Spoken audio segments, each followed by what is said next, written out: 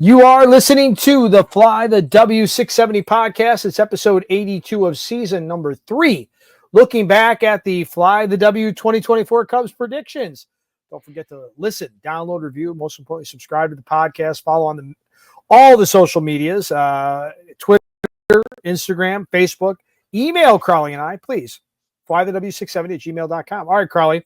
Before we get into our predictions, a review, we on Friday, was it Friday, I believe, we got a open letter from the chairman, right? Tom Ricketts, to Cubs fans, not only the season ticket holders, but to all Cub fans.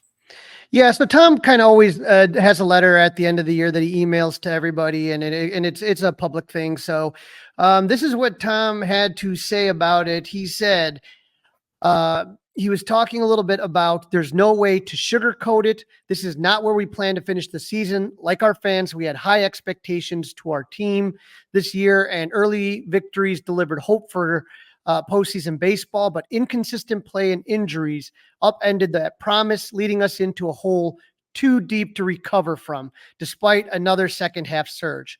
Bottom line, we did not play a complete season of competitive baseball.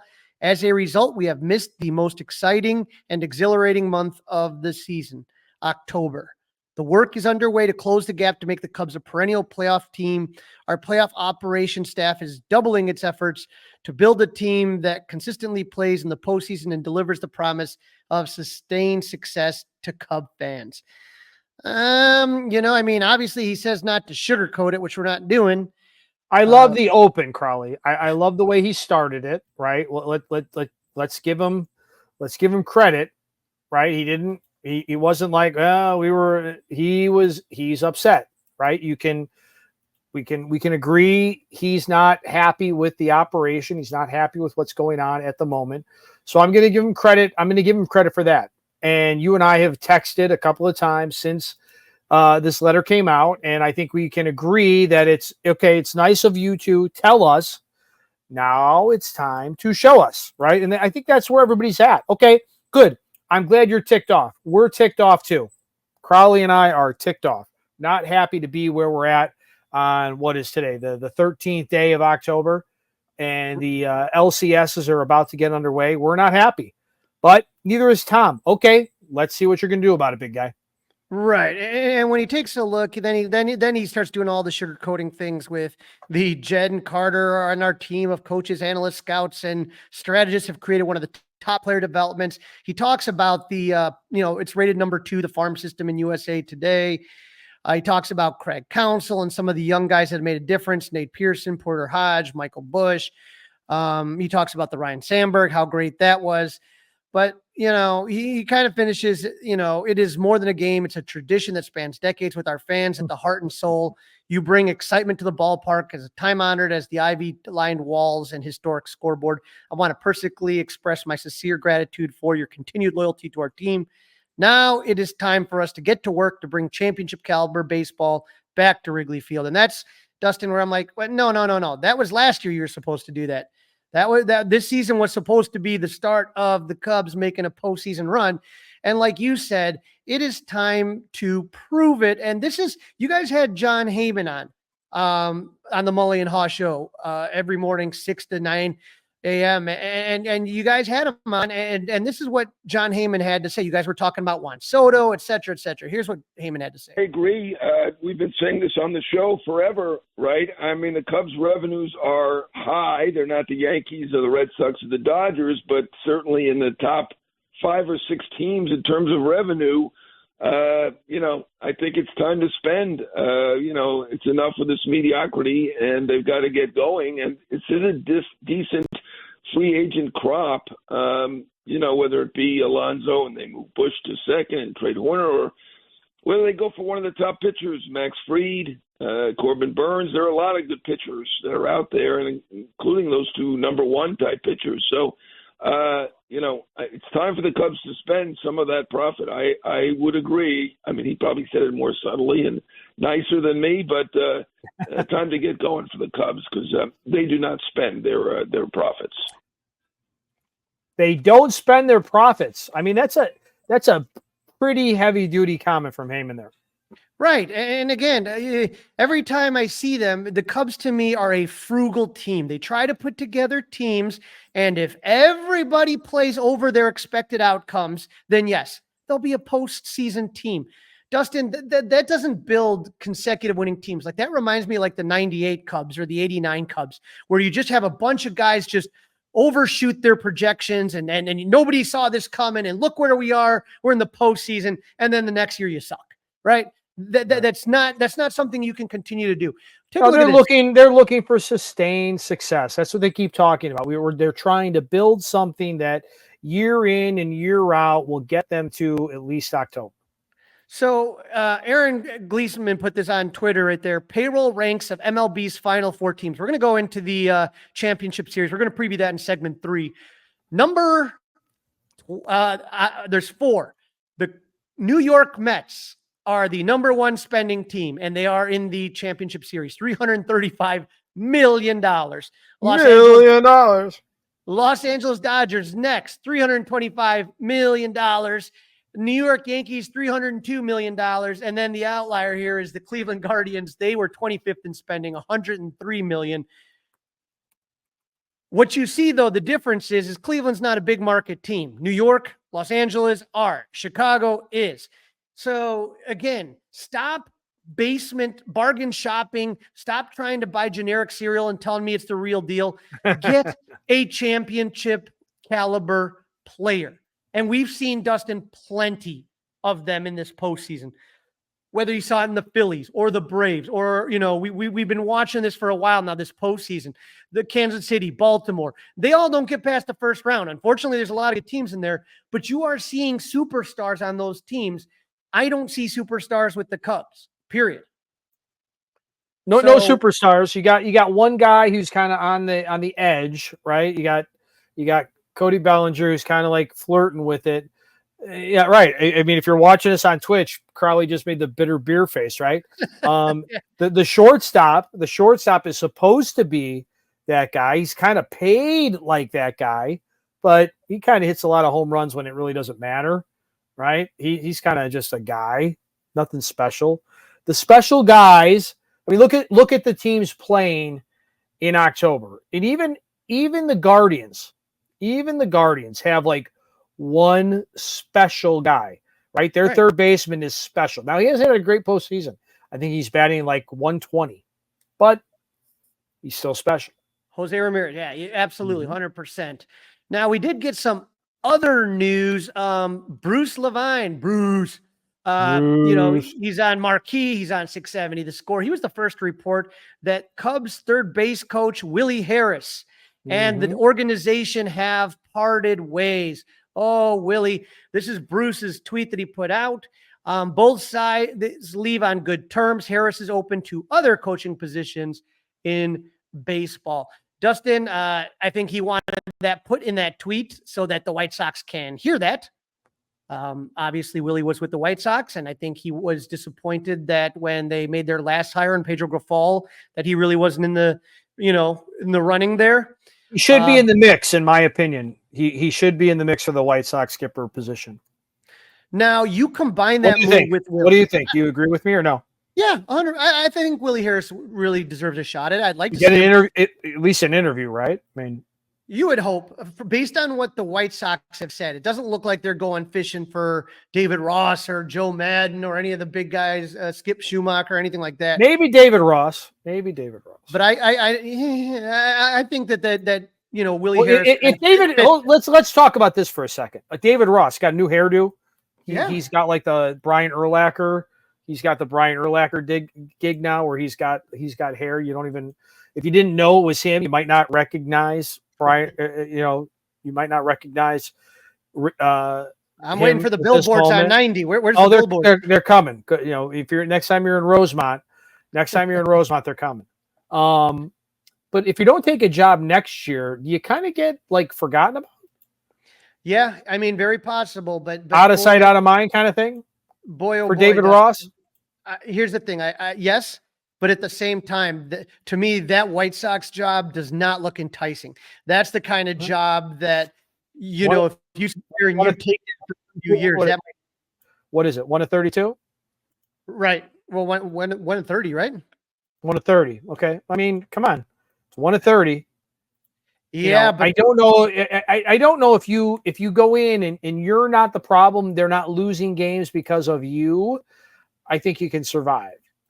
but again, that's hard to say. How many jobs do you think Pedro Grifol is going to be up for after that last disaster? 0. Absolutely Exactly. 0.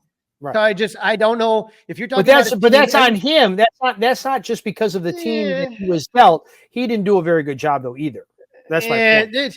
What do we say? You can't make a chicken salad out of chicken. You know what? I mean, I don't know. I don't think that when you read some of the articles talking about the plane, talking about the way that this organization is run, I don't know. I don't know if you could even, boy, oh boy, I just don't even know who you could get that could turn this around. I don't know if I would want that job on it, to be honest. I know what you're saying, but well, I'm just saying, I mean, it might end up so the Dodgers are still playing, and one of the guys rumored to be a candidate for the White Sox is the Dodgers first base coach. Okay, does that get the fan base energized that the Dodgers first base coach is your new skipper? No. I mean, no, at least David Ross would even Willie Harris would throw a little, gasoline on the rivalry a little bit, right? Right. They got to do right now. They're rebuilding from scratch from the bottom. You can't get any lower. So in my opinion, I'm looking at this and I'm saying, hey, look, man, these guys, they got to go with what they got to go. It may not be fast. I don't think it's going to be a quick turnaround. So just go with who you think is going to do the best in developing young players. That's the way I would look at it if I was the White Sox GM. As far as the Cubs are concerned, though, you're starting to see more changes to council staff. Maybe this is the last one. I don't know. Waving Willie, as we like to call him on this show, had some aggressive calls this season, but he also had to explain some decisions after some post games. You combine that, Dustin, with first base coach and base running coach, Mike Napoli. So Napoli was in charge of first base and base running. We talked about the amount of outs they made on the bases, and that's a combination of Napoli and Willie Harris. They're both gone. Right. So you can see that both guys gone. Like I thought when Napoli got let go, I thought Willie Harris might end up becoming the first base coach. Honestly, that's what I thought was a possibility. A little surprised that he got booted, if that's what happened. But it's they said amicable, but the Cubs have also let go of assistant hitting coach Jim Adducci, bullpen coach Darren Holmes, and some people on the strength and conditioning side. So TBD to see what happens next with Craig Counsell's coaching staff. Yeah, we'll see. I mean, they said they wanted to give him an opportunity, right, to have put his own finger on the whole thing. Yeah, you don't want to become the highest paid manager and not be able to pick your guys around you. So that just makes sense. So we'll see what happens. But Dustin, we were talking about the title of the episode about the 2024 predictions. A few days before the season started this year, we made our predictions for the Cubs season. I looked at the video, and when we shot this, I was in a hotel in Austin, Texas, and the next day I was heading to Arlington for the start of the season. I looked at the predictions. I got a couple laughs out of them. That they were definitely interesting as we took a look at this. So we'll see how we did here. The first category that we talked about were hits. Dustin, this was your prediction on who would have the most hits for the Cubs. Predictions, Crawly. Let's go for the 2024 overall predictions. All the major categories. I will go first, and when we're talking hits, I'm going Seiya Suzuki. All right, so Dustin, you went with 4 hits. Seiya Suzuki. That answer was. I'm sorry, my friend. Nah. Well, let's see how I did on this one right here as far as the hits are concerned. Seiya Suzuki. I am going to go with let's go with Nico Horner again. I want him to repeat this year again. I think Nico Horner gets 1-7, back up there again as the top of the hits board. All right, here we go. So, Dustin, it was Nico Horner, 159, but your he was the leader in hits with 159. Oh, look at you. 159, and you were second. Seiya Suzuki was 145. Ian Happ was third at 138. So it wasn't like you were out of the ball. Too far off. Okay. No, you were right there. I thought if you would have told me now, guess, I would have guessed Ian Happ. Yeah. Third. Just based on the eye test, right? Based on the eye test. I'd have guessed Ian Happ. Probably the reason you think that is because the OBP. His OBP was high. He was on base a lot with walks and stuff, but he was third in hits. So next category we had was doubles. Doubles, I am going to go with Dansby Swanson.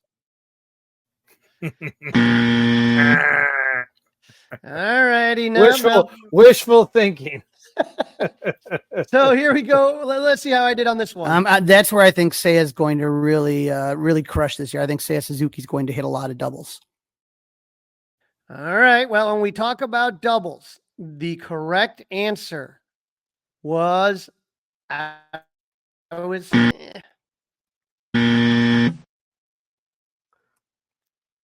the answer was on this one right here, taking a look. Nico Horner had 35 doubles. So he led the team in hits. So he led the team in hits and doubles. Yeah. No. Yeah, Nico led the team in hits and in doubles. Yeah, you are correct on that one. So I'm paying attention here, Crawly. Come on, what are you doing? I'm paying attention here. You are correct. Home runs. Asking you now, Dustin. Asking you home runs now. What would you guess? Who had the most home runs on the team? Right now, based on the eye test? Yeah.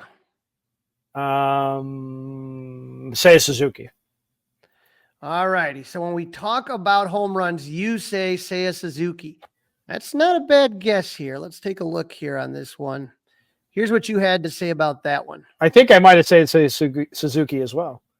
You feel like you would have said Seiya Suzuki back then. All before the season, yeah. Before the season. And honestly, it's not a bad guess. Here's what you had to say about home runs in the season. Actually, this is me. Let's take a look here. All right, this one's the toughest one. Home runs. With the home runs, I am going to go with Cody Bellinger.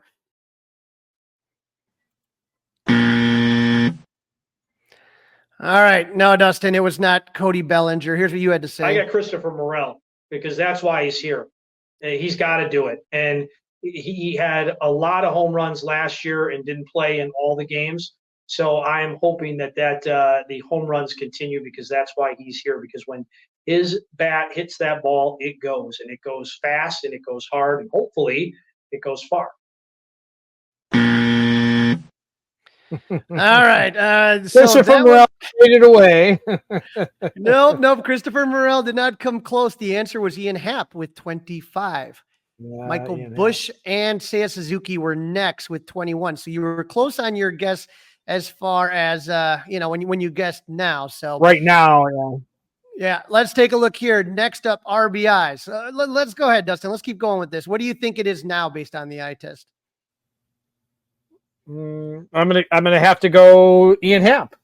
All right. RBIs. I'm gonna go with RBIs. I'm gonna go with Cody Bellinger on this one again. I am too, because I expect him to be batting third almost all the time this year.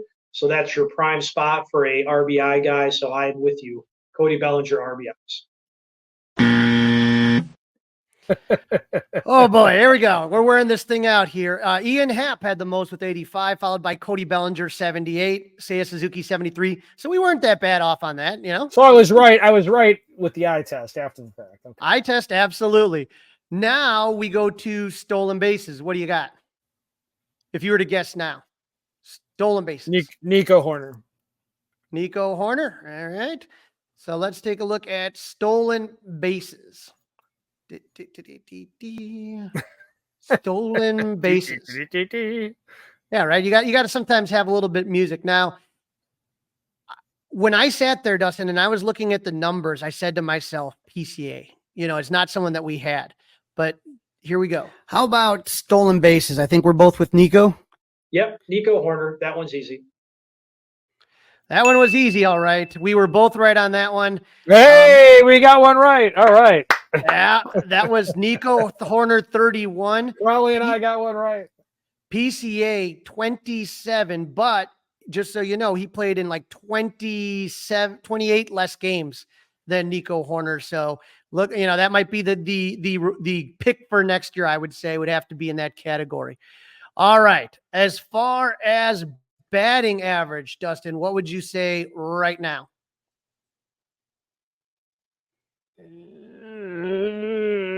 Ian Happ. All right, here we go. Batting average. I have Bellinger here as well. I have Cody Bellinger as your leader in average. All righty, let's see how I did this when I'm batting average. All right. I think I'm going to go again with Nico. I got a feeling like, Nico, I'm looking for an all-star game for Nico. I think playing with Dansby has improved him a lot.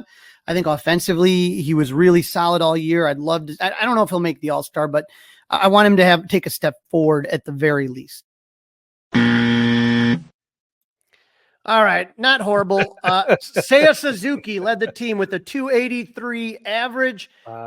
Nico Horner was next at 273. Cody Bellinger 266, and then Michael Busch 248. So that drops. A lot of garbage time going on here. Yeah, that's what we got. Now here we go, Dustin. We now go into pitcher wins. Pitcher wins. I think we all know the answer to this one. Let's go ahead and give it a go. All right, this is going to maybe shock some people. I am going with Shota Imanaga.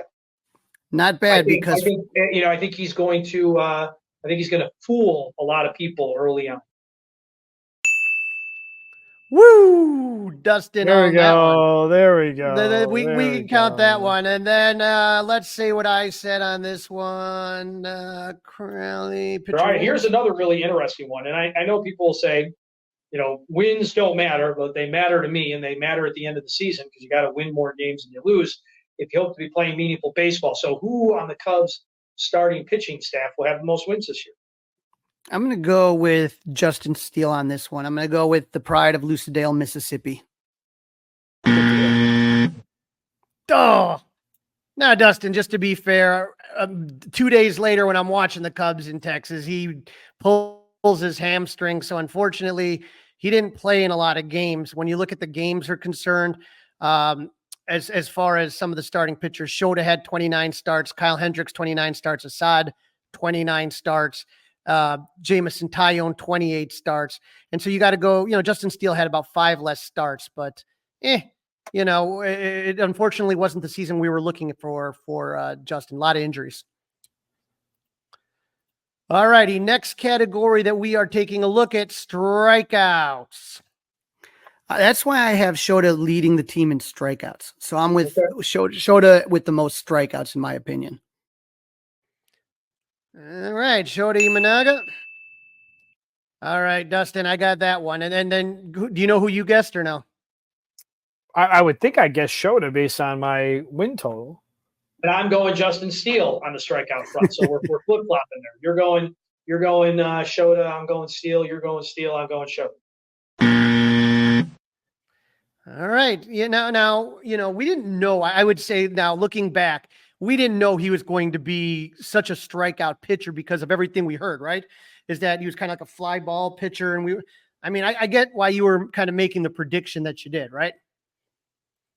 So yeah, it made sense, right? I was, yeah, but like you said, injuries got the best of him.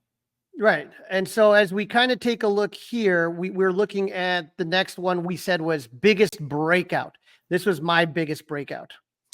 I think for me, the person that has to do it has got to be Michael Busch. I want, this first base cannot just be this black hole of nothingness. They need to do it. And Michael Busch, this is his opportunity. It's right here for him. He's been given the starting job at first base. I feel if he is successful, that would absolutely take a lot of pressure off some of the other players. Not a bad guess. I don't think it's right, but I think that he really did produce at a very good level, and that's a story we're going to be watching for next season. This was your breakout. So, Dustin, the next one is the biggest breakout, and the Cubs have a couple young guys in here. And so, to me, I was kind of looking at Michael Busch. I was looking at Adbert Alzolay, Jose Cuas. You got some young players. Is there anyone that you think is going to be the one that's going to be somebody that helps propel the Cubs to the NL Central? Well, just to go along with what I said about the guy who's going to win the most amount of games, I'm going to go Shota here. I'm going to go Shota Imanaga as the biggest breakout guy. He is really going to make his mark, I truly believe, on this Cubs team and on the Wow. Not only did you have him being successful for the Cubs, you called the National League All-Star. I mean, you couldn't have asked for a better season from that guy. I mean, that was just unbelievable. Every All once right. in a while, a squirrel finds a nut, Crawly. Blind squirrel finds a nut. All right. Well, Dustin, the next category we have is record. Here's the Cubs record. I have the Cubs winning 86 games. So I feel that they're going to be a couple of games better than last year, and that'll put them at 86. I believe they'll be in first place, followed by the Reds. Wow. That was a whole big bag of wrong on that one. The Reds were not in second. The Cubs were not in first, and the Cubs didn't win more games than last year. Dustin, here's your opinion on what the record for the Cubs would be. All right, now the record, Crawly, the overall record. I'll go first. You don't have to go first every time. 84-78, just enough to win this division. 84-78. You were one off. You were one off on that. Now you. I wish I would have been. I wish I would have been more than one off. Yeah. You know, wasn't right about the division. But I thought 84 would be enough to win that division. I mean, no one saw what happened with Milwaukee coming. I mean, they were a freight train, and that was unbelievable. We went with MVP, and Dustin, I think you and I are both in agreement when it comes to this. I don't like pitchers being considered MVPs. If that was the case, then sure, it'd be Shota Imanaga. This is who we both had. And this is where we get into the MVP. I'm going with Seiya Suzuki as my MVP for the 2024 season. I am as well, just so that we're not copying off each other. Suzuki MVP, Suzuki MVP. Crawly and I, Suzuki MVP. All right. I mean, it's not a bad guess, I would say, right? No. It just wasn't. He didn't have the breakout season, I think, that either of us wanted. I think this team did not. When it comes to runs, Seiya Suzuki was fourth. When it comes to hits, he was second. When it came to doubles, he was fourth. When it came to triples, he had the same amount as Seiya Suzuki was six, or as PCA. I'm sorry. But the problem is, PCA it all six. goes back to when he did what he did. And Right. It was not in prime time. Third in home runs. He was third in RBIs. Ian Happ had a really good season. You know, you could easily make that argument for Ian Happ. Average, he had the best average on the team. As far as slug, he had the best slug on the team. On base plus slugging, he had that. So I don't think saying that Seiya was the MVP. The trouble was he wasn't good enough. His numbers weren't good enough, I think. No. So we will see how we do when we make our predictions before the start of the season in 2025. I think we did all right, though, Dustin, all things considered. All things considered, not too shabby. You are listening to Season 3, Episode 82. We are looking back at the Fly the W's 2024 predictions. You just heard about that. Don't forget to listen, download, review, and subscribe to the Fly the W podcast. Leave us a 5-star review, please. You can email us, flythew670@gmail.com, and you can watch us on the 670 The Score YouTube page. In this segment, Crawly talks to Sam Weiderhaft, play-by-play announcer of the Class-A Myrtle Beach Pelicans, to find out how the Birds did this season and what prospects we should be paying attention to as we turn the page on the 2024 season and look ahead to the 2025 season. Joining me now on the Fly the W podcast, we have our old friend, the voice of your Low-A Myrtle Beach Pelicans, Sam Weiderhaft. Sam, how are you doing, buddy? Crawly, I'm great, man. How long have I been doing this? I'm an old friend now. This is a few years going. Way back, man. But you know, it's always fun talking to you because I got, you know, I just love it down at Myrtle Beach. It is such a cool place to be at. And it, you know, you kind of are at the ground floor of seeing like a lot of these players that come through the system. So you just get like a unique perspective, I think, that a lot of other people don't have. Yeah, I think that's my favorite part of being at the single A level is, you know, getting the guys, like having them for their first taste in the organization, their first taste in professional baseball. They're just kind of experiencing everything for the first time. And then the fans, you know, also get to see them for the first time, typically with Myrtle Beach. So getting to introduce, you know, the fans to these guys and having them see them, you know, play for the first time is always super fun. So I think it's a unique part of single A, and you know, it's one of my favorite parts of doing the job and why I've loved it for the past few years. And it's funny because I actually was at an autograph signing today. I got Kerry Wood's autograph and and a piece of memorabilia, and I run into Cade Horton down there. Nice. And I'm talking to him, and I said, "Hey, I'm gonna talk to Sam Weiderhaft tonight." Tell Sam I said hello. It was kind of a cool Wow. moment, That's pretty awesome, man. Cade was great when he was here, and I've told people this, but he was here for, I think, maybe a little over a month, if I can remember right. And I've never had more media requests for Cade Horton than anybody else. I mean, it was nonstop because obviously he was the first round pick and people wanted to talk to him, but he was so great with everything. When he got promoted, I shot him a message and just said, thanks so much for all that, just for being available, because he was getting requested by a lot of people. So Cade's great. I'm glad you got to talk to him. Now, speaking of the Pelicans, they finished this year 62-67. They finished the first half didn't go as planned, right? I mean, that was 29-37 in the first half. That sound about right? Yeah. What would you kind of attribute that first half, the struggles in the first half to? I think this was really the entire year, but especially the first half. Development was at the forefront. And I think in the past few years, we had some guys that were more polished, whereas this season, there's a lot of players that needed to either bounce back from last year or, were being introduced for the first time to professional baseball and had to learn a whole bunch of new things and adjust really quickly. And, all those things coming together, like the wins didn't show up on the record, but you saw throughout the season, like a lot of these guys got a lot better throughout the year from where they started. The guys that were trying to have a bounce back season, like Christian Hernandez, did really well, and he adjusted well, being his second year at the single A level.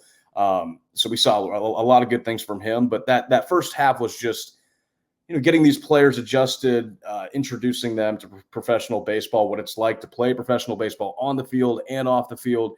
And it was just a lot of new players and getting used to that professional feel. So I think that's, led to some losses in the first half, but definitely a lot of improvement as the year went on. Right. And in the second half, over 500, 33-30. So that kind of goes with what you're talking about as far as, A, the guys learning, and then B, that injection of talent you always get when some of the draft picks come out of the ACL, right? Yeah, the draft picks definitely, boost your team. And I've learned that the past couple of years, seeing when they stroll into Myrtle Beach, typically about early August, like they definitely give you guys a bump because, they're coming from college typically. So, that's pretty high level stuff. So, maybe they've seen, better pitching, or they've been in bigger situations. So they know how to handle it maybe a little bit better. But yeah, they definitely give you a boost. And then, you get Cam Smith to come in, which he's an exceptional talent. So having him in Myrtle Beach for a few weeks was super cool to see how he plays the game. But yeah, I mean, just throughout the season, like guys just got a lot better. Alfonso Rosario really improved. Leonel Espinoza got a lot better. The pitching staff was tremendous improvement from the first half to where they ended up, and the ways the guys were able to polish up and learn a lot of new stuff, and then just excel throughout the way. I think it was really fun to watch in that aspect. Now, one of the guys you mentioned, you have Christian Hernandez and his brother Alexis, and how cool is that they both play middle infielder, right? But like you said, Christian had a really nice bounce back year, and it seems like he's really kind of gotten a little bit on track. How did Alexis do? Yeah, Alexis, it's kind of an interesting perspective because having the two brothers there, I think it definitely benefited Christian. You just saw him act a lot, just more dialed in, and he seemed a lot more focused this season. His pitch selection was better. And, I think that led to his success that we saw this year. Alexis learned a lot from Christian, and he actually got off to a really good start in April and parts of May. While everybody else was kind of cool, Alexis had a pretty good start and then fell off some toward the end of the year and, did not end the year in Myrtle Beach. He was back in Arizona. So, a lot of new things that he had to learn. Christian was picking him up throughout the way. He was a great fielder, really strong in the field from what we saw from him in the middle infield. But definitely some things to learn at the plate. His swing just looked crazy at times. So, and that's typical for young guys in Myrtle Beach when they're seeing, older pitchers and guys that are more advanced than what they're used to. There's obviously a lot of adjusting that has to be done, but we did see flashes of really good things from Alexis. So, for next season, it's about putting all that stuff together and moving through the season at a more consistent level. Yeah, and tell everybody a little bit about that, the going to the Arizona Development League and stuff like that. How does that all work for some of because a lot of these guys are younger, more raw players that you see at Myrtle Beach? Yeah, so typically, they'll start off in Arizona in rookie league. So that's actually, it's at the Cubs complex. So, where they play spring training games, that's where they're playing the rookie league games. And they'll travel throughout the different complexes and play in rookie ball, and then typically come up to Myrtle Beach. Now, sometimes, like we saw this year, we had some guys, go down and then come back up. So I think of Carter Trice, Drew Bowser, who were both college draft picks, started out in Myrtle Beach, struggled, went down to Arizona, got some coaching there, got to just work on some things, refine some things, and really focus on certain aspects of the game. And then came back to Myrtle Beach in single A and really performed a lot better than they were in the beginning of the season. So, it's just a matter of, going down to the Cubs complex where maybe there's more resources, there's more staff there to help you out, and then coming back and setting yourself up for success. So, but that's typically how it works is, they'll play maybe a full season of rookie ball and then come up to Myrtle Beach in single A and make your full season debut, because they're not playing a full year. I can't remember how many games they're playing now, but I think it's 50 or 60. And then, maybe when that rookie league ends, we get some of the higher level performers that can come up to single A toward the end of the season. Now, one player that you guys had in Myrtle Beach that always interested me was Nazir Mule. And obviously he had some injury issues that prevented, him from getting off to the start that he wanted to. But I mean, obviously he's not a two-way player anymore, but what did you see from Nazir? Yeah, not a two-way player, but still a ton of athleticism on the mound. Now that he's focusing on just pitching, like he had just some really good fielding plays where it was just like, okay, you could obviously tell this guy's played the field before. But yeah, I think he was really strong coming back from, Tommy John surgery last season, had to sit last year out, then came to Myrtle Beach and still working on that velocity with the fastball. But as the season went on and his first year in professional baseball, you could tell he was learning a lot of things. His demeanor on the mound got a lot better. And, he was just a fun guy to have in the clubhouse. Like, he was really focused, but, the pitching staff loved him. The coaches loved him. And just a really focused kid that wants to get better and certainly has the tools to succeed. Now, you mentioned Alfonso Rosario, and he's a big bopper, and he looks like, boy, I want to say Felix Stevens. I don't know. Just kind of just seems like a guy that really just, when he hits the ball, it goes a long way. Yeah, he's an intimidating presence at the plate. And I don't know, I haven't seen too many guys hit the ball harder than Alfonso did. Andy Garriola is one of them. Felix Stevens had a few, but Rosario did it at a really consistent level. I don't know what his average exit velo was, but it has to be really high. And his average was lower. He struck out a bit, which is a big problem in single A because the guys are seeing that level of pitching for the very first time. So there's a lot of adjustments. But yeah, just put together some really, really strong at-bats, hit the ball hard, was able to square it up. He hit gap to gap, pulled it really well. I think in the future, he's going to have to work on hitting the ball the opposite way and maybe getting that opposite field power as well. But just for such a young guy and how big he already is, he's an incredible talent. Plays a really, really good center field, extremely athletic, and just a really down-to-earth guy. Like, you know that his sights are set on making the show. And, he puts the work in. He's very coachable and, obviously has the raw talent to do it. Now, you talked a little bit about Cade, and another guy from that draft class was Jackson Wiggins. Second 2C pick overall, 68, but you got to see him a little bit in Myrtle Beach. How exciting was it to see what Jackson could put together? Yeah, he was incredible. And, one of the tough parts about single A is, when those guys have success, they get called up. And once Jackson got it figured out, I knew he was getting the call. And, he got the call to South Bend about halfway through the year. But yeah, his fastball is one of the best I've seen.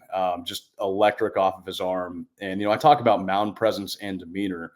He's an extremely calm guy on the mound, but you can tell like he is going to do anything to get you out. And he's got the pitches to be able to do that. The fastball was definitely his specialty.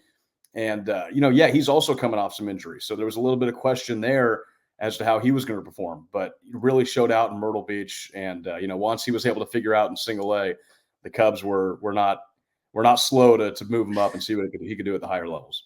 Oh yeah, that was a quick one there. Now it's funny. I was at spring training this year, and it was like my goal was to get my picture with Mark McGwire, and I in a Cubs sweatshirt. So if people were out in Arizona, like Mark McGwire was there, and he was wearing all Cubs gear, and people were like, "Why is Mark McGwire wearing all Cubs gear?" Well, it's because his son Mason was drafted by the Cubs. How did Mason look to you this year? I know he kind of bumped back and forth between the Complex League and Myrtle Beach. Yeah, well, you mentioned Mark. I got to talk to Mark for a little bit at spring training, and he was super cool. Me and Hunter Horenstein got to talk with Mark McGwire for a little bit, and it was kind of a pinch me kind of moment because he was just on the backfields just watching, and we got to have a conversation with him. But he's really proud of his son. And Mason certainly had a tough start, but he's another player that just really improved as the year went on. You know, he goes back down to Arizona, works on some things. And I actually got texted from one of my friends that works for the Cubs in the Arizona complex.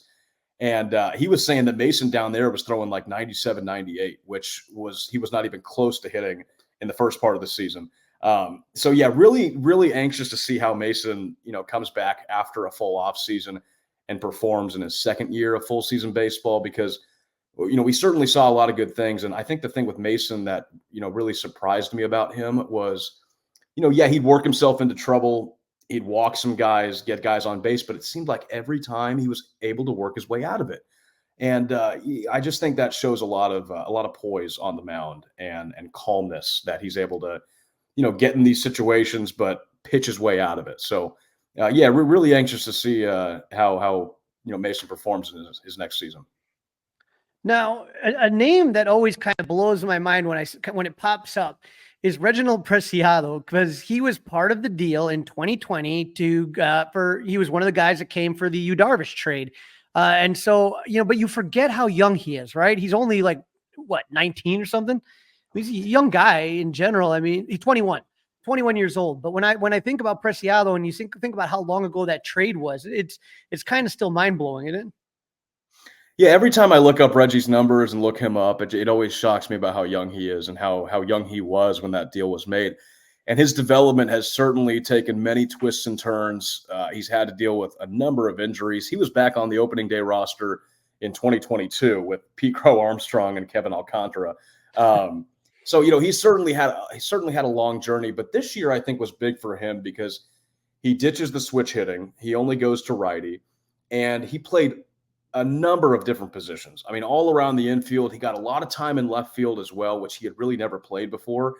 So that really showed his versatility. I think also, focusing on just right-handed hitting and seeing, off-speed pitches from the right side that he wasn't seeing before against righties, and working on that really made a difference. So, Reggie was up and down this year. He had to adjust to a lot. I think he played a really strong left field for not playing that position really at all before that.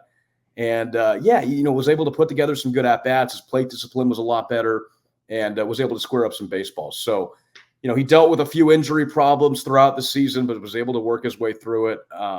He's just a guy that always perseveres, and he's had a lot of problems, in his development with injuries, but he always pushes through. He's got a great attitude, and just excited to see what he can do later on because, he certainly has the talent, and we've seen it. Well, I got to tell you, I mean, there's a lot of excitement around Cam Smith. You mentioned him a little bit earlier, and you got to see him play for Myrtle Beach, like you said, for a little bit, but it was just unbelievable how quick, he went through Myrtle Beach, South Bend, Tennessee. The question for a lot of Cub fans, obviously, they did try to address third base a little bit this year, but do you see Cam Smith maybe sticking at third base, or do you see him kind of maybe trying a couple different positions? I think he's certainly got a body for third base. Just his stature, how muscular he is. He moves really well. He's quick on the bases, but I think third base could be a home for him in the future. And just watching the way that he feels that position. He came to Myrtle Beach in early August, pretty shortly after the draft, and we were in Kinston, North Carolina, playing the Down East Wood Ducks, and that was the first full week road trip that I've ever been on with the Pelicans, because I typically don't travel, but I got to go on that one. And that trip had four postponements, if I can remember right. There was a hurricane, it was a tropical storm that came through. 4 postponements. We only played like 16 innings, in a whole week. So there was a lot of downtime. And I spent some time with Cam because he had just gotten there. And I don't know if I've met a better, just more well-rounded person. I mean, he's so great. He's down to earth. He's a leader that I could, from what I could tell from him, extremely coachable. He's listening to everybody. So if if they need to have him move around, he's going to be open to it. And the first few weeks in Myrtle, he struggled a little bit just getting used to that pitching. And then, we go to Charleston and he figures it out and homers in 6 straight games, which, you don't see that too many times. So, Cam is, he's got all the intangibles. That's what our manager, Buddy Bailey, said. Like, he's got all the intangibles of being not only a big league player, but a big league star. And, I'm really excited for that Cubs draft pick and, just how he turns out. Speaking of Buddy Bailey, I saw that bobblehead and it had a counter on it for wins, right? Where's he at now in wins as far as Buddy Bailey is concerned? The legendary Buddy Bailey. Remind myself. I got to pull my notes because there's so many. It's 2,900 and something. I should know this off the top of my head. It's been a week or a month and a half since the season ended. Hold on. Let me pull up my last game notes. He is at that's 2, a sick bobblehead too. It's awesome. It was super unique. 2,415, I believe, is where we're at now. So, wow. Yeah, he is. He's a legend of the game. Just hearing his stories and how many players he's coached, and I think it really speaks levels when I talk with the guys that have made the big leagues and I ask them about what they learned in single A or wherever they had Buddy at, because Buddy's, he's bounced around a little bit, but, they still remember Buddy taking those players out before the games and working on, whatever they needed to have worked on, and doing the early work and putting the time in. So, yeah, he really whips these players into shape once they get to the professional level, and just a fantastic manager and a legend of the game. Now, you also have a couple different players that are going to be that are pitching right now in the AFL: Shane Marshall, Vince Riley, and Luis Rujano. So, what do you see them as far as what the Cubs were hoping to get out of them in the AFL? Yeah, well, Shane's a really interesting story because when he was drafted, he had only pitched an inning and 2/3 because he was a backup catcher for Georgia, and he always knew that he could pitch. I mean, he always knew that he threw hard. So, the Cubs draft him as a pitcher. He gets injured, doesn't pitch after he gets drafted, and then came to Myrtle this season. He was a guy that really, really impressed. A low ERA, he was throwing hard, and just had all the characteristics of what you think a closer would be. Great attitude on the mound, really fiery guy that was not afraid to show his emotion. So, yeah, I think with him, Vince as well, because Vince was a free agent signing in March, I believe. He got released from the A's. So Vince gets picked up by the Cubs. We saw a lot of good things from him. He's got some really good off speed, a wide arsenal from Vince as well, who was a successful college pitcher that I could never figure out why the A's released him, because, it seemed like he had some really good, characteristics on the mound. So he gets signed. I think the Cubs just trying to see a little bit more from him, as well as Shane, who's coming off the injury, and trying to extend him a little bit now in the fall league. And then Rujano as well. Rujano is a guy that we've had for 2 years that has a really strong slider, a good fastball, but has location issues. There's been spurts where he's been really consistent and, has shown that he's got what it takes to move up. And I think the Cubs are hoping to build that on just a more consistent level. So just trying to see some innings for him at the end of the year as well. So, yeah, really excited for those 3 guys to be able to play in that league and just get that experience facing some really good hitters. Now, I got to ask you, who do you think in 2025 would be one of your dark horse candidates to break out for the Myrtle Beach Pelicans? Someone that you think's probably, because, a lot of times when they release where the players are going, you get guys that were on the team last year, and sometimes they're only there for like a couple of weeks, other times a couple of months. But do you think that there's like a dark horse candidate that you could be like, hey, keep an eye out for this guy because he may not be on the top 30 prospect list, but this kid's got something? Yeah, I think a few names come to mind. I think that, I think Alexis Hernandez, I'm hoping that we're going to see big things from him because, we saw a little bit of it, but just was not able to put it together last year. So hopefully take his brother's path and improve next season so he can get moved up. I think about Owen Ayers, who was a draft pick last season out of Marshall. And, he's one of those guys that if he, performs well in spring training, he'll probably start in South Bend. But he's a catcher, a switch hitting catcher that has a lot of skills, a really good contact guy. He set the single season doubles record at Marshall back-to-back seasons. So he's got a lot of bat to ball skills for him as well.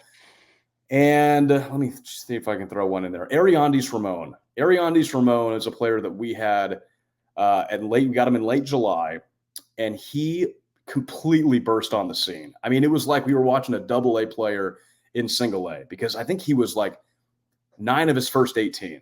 I mean, he was just unbelievable. A switch hitter out of Cuba that defected late, so he was signed late, so nobody really knew who he was, but hit really well in the complex league. Comes to Myrtle Beach. He got 4 doubles in one game, which had never been done before in a Pelicans uniform. And then just throughout August went really cold. I think he was hitless in 11 straight games and just could not figure it out. He wasn't striking out, but he wasn't getting great contact. And then he was able to end the year on a more positive note. So I think Ariandis Ramon, who's a fielder that can play anywhere, second, short, third, they put him wherever. He's another guy to watch out for. I don't know if he'll start off with us or up in high A, but he did some things in that short time where he was just on a hot streak that I'd never seen before. So watch out for Ariandis as well.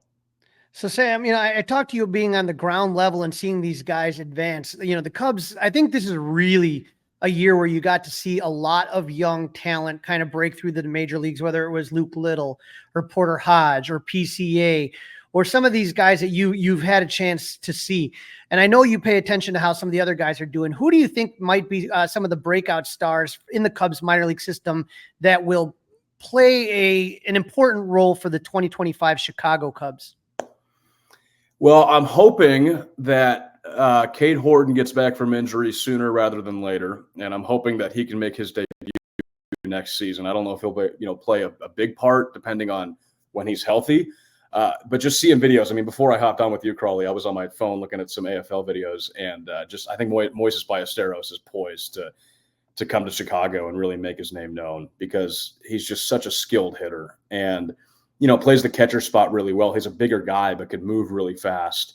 And, it just really has a good demeanor behind the plate, works well with the pitching staff. But his bat is just so good. I mean, great contact. The ball jumps off his bat. He's got a ton of power. A super strong guy. He's not the tallest dude, but just has so much strength and his ferocity through his swing.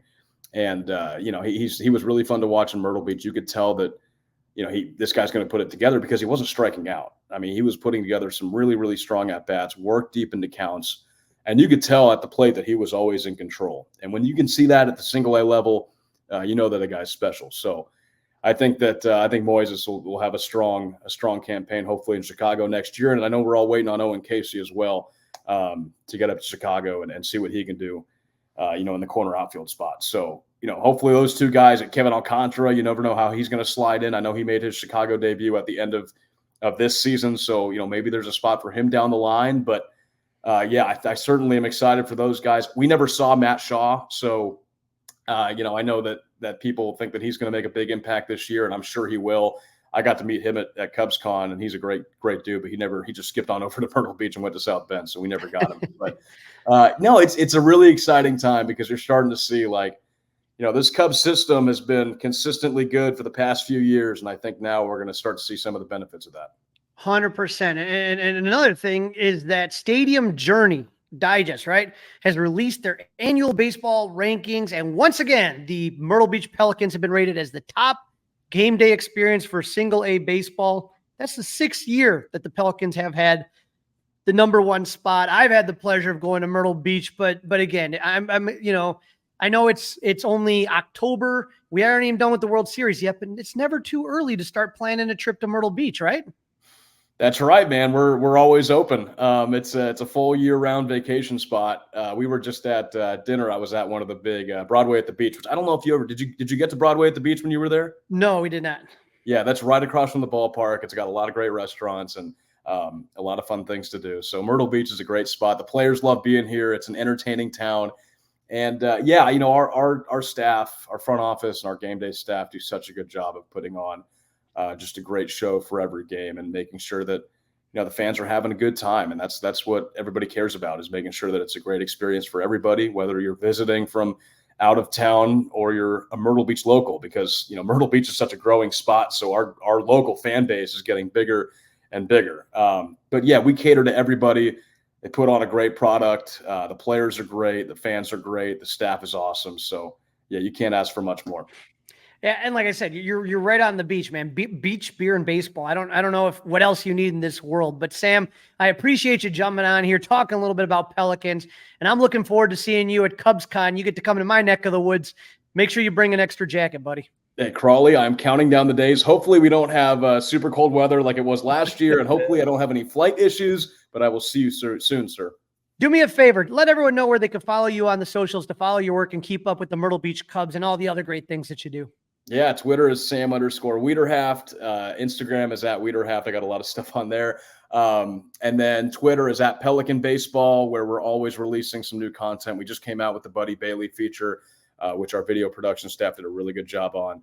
And we're working with Marquee Sports Network on a lot of stuff there. Instagram is @Pelicans Baseball, YouTube, Facebook, Myrtle Beach Pelicans, TikTok is @MB Pelicans. And it's a great time. Go check us out. Absolutely. And thanks for jumping on, Sam. Yes, sir. This is the Fly the W670 podcast, season 3, episode 82. Looking back at the Fly the W 2024 season predictions. Don't forget to give us a review. You can also give us a 5-star review. That'd be really awesome of you. Email us, flythew670gmail.com. Watch us, 670 The Score, on the YouTube page.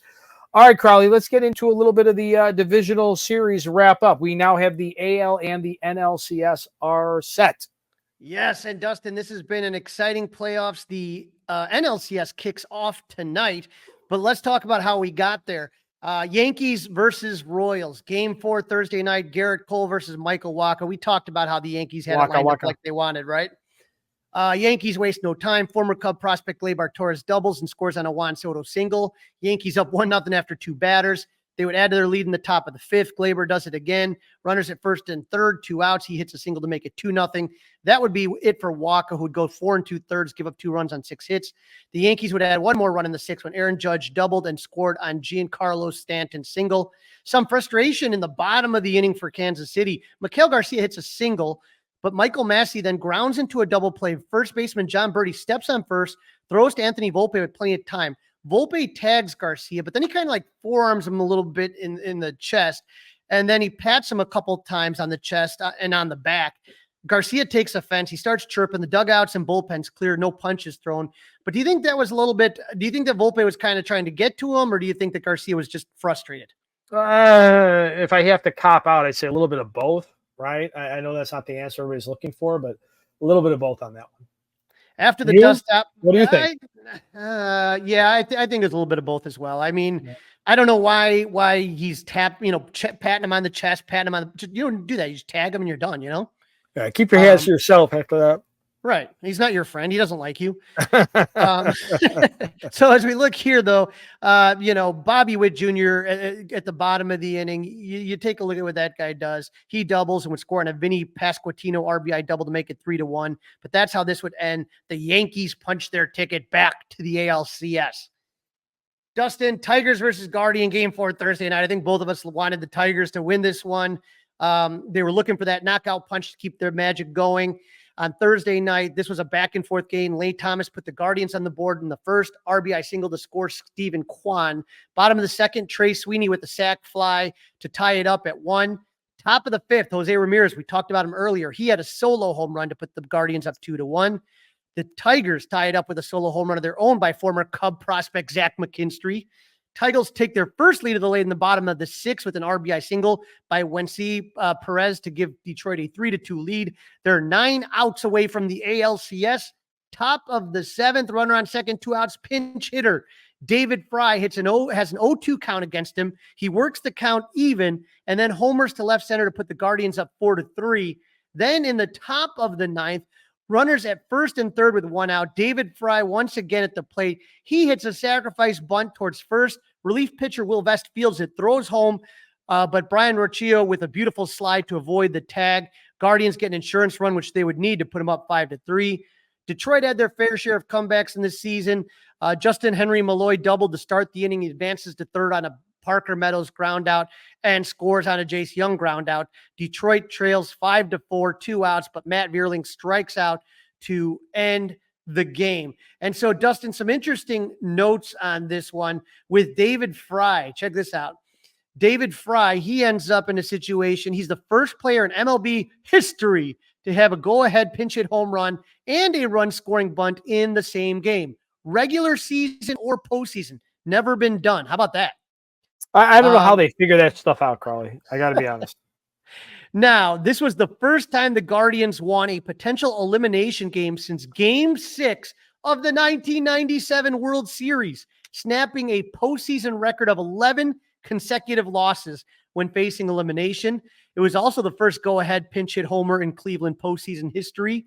Only 4 players in the AL, NL have hit a pinch hit go-ahead home run in the postseason when their team was trailing 7th inning or later. You know one of them, right?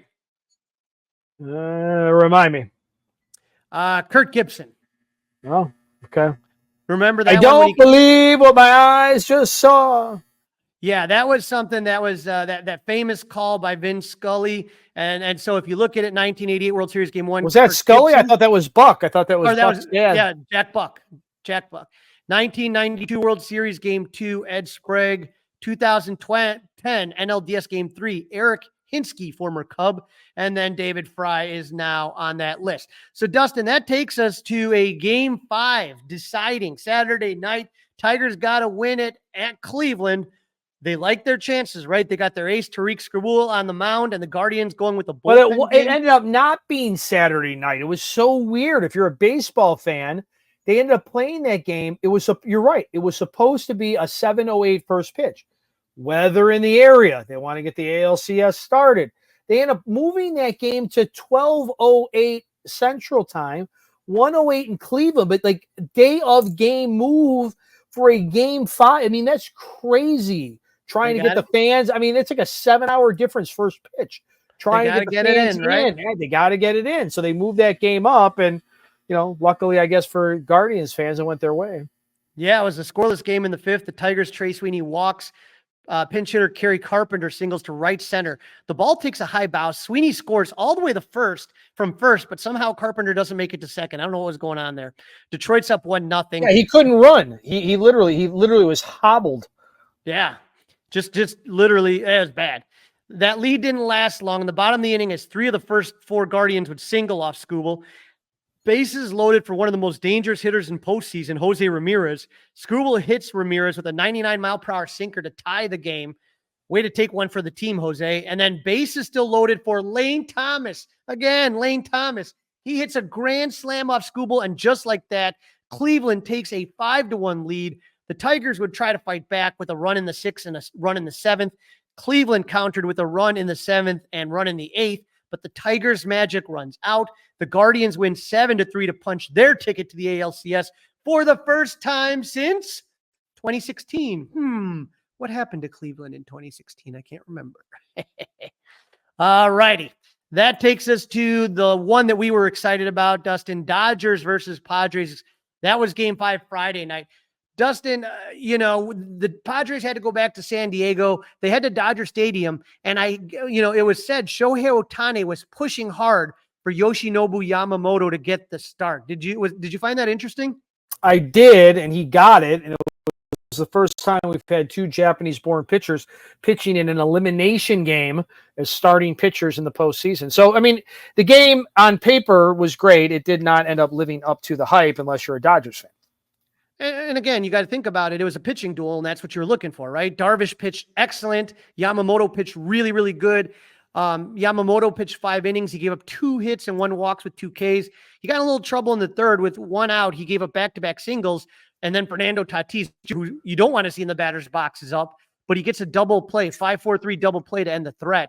Darvish, he pitched really, really well. He went 6 2/3 inning. He gave up 2 runs on only 3 hits. But both mistakes he made were 2 solo home runs. Home run will kill you. Home run will kill you. Especially if you can't score. 1 run to Enrique Hernandez in the 2nd, solo home run. Teoscar Hernandez in the 7th. Dustin, if you're telling me you're almost going to get 7 innings from your starter and give up 2 runs, most of the time that's going to do it. But LA's bullpen pitched 4 shutout innings, not giving up a single base runner as the Dodgers heading back to the NLCS. Dustin, I thought that was a great postseason series, and I think that the fans are really into it. Here's the numbers. This is the most watched MLB LDS League Division Series on any network since 2015. I found that amazing. Yeah, I mean, we talked about it. No losers, right? Other than your exact fan base, no losers in this one. Meaning that fans of baseball, you're going to win because there's a lot of stars, right? A lot of stars on both sides. I'll raise my hand. I'm a little tired of the Dodgers. A little tired seeing that year in and year out. The Padres get called little brother. I was hoping that I predicted the Padres would win. I was wrong. Shocking. But again, from a baseball viewer, listen, Shohei Ohtani, it's good for the game. Right. And if you look at this, the way that it worked out, think about all the big cities that you had in this. You had the Mets, you had Atlanta, who has a good fan base. You have San Diego, you have the Dodgers, Phillies, great fan base, New York Yankees, Cleveland, not as big, obviously, but you had Detroit, Houston, Kansas City, Baltimore. You had a lot of big stars. You had a lot of big market teams in there. So, I mean, MLB had to have been absolutely thrilled. Well, and there's $300 million plus payrolls in the Final Four. Yeah, that's what we were talking about. Is that that's got to be something that Scott Boras is going to bring up. The Mets, the Dodgers, and the Yankees with those massive payrolls. You want to get in there. That's your best chance of doing it. This year proved that, no doubt about it. Okay, so League Championship Series. You talked about the viewership. We went through the bracket, payroll, the schedule. Okay, tonight, as we're recording this, is game 1. How about tomorrow for New York sports fans, Crawly?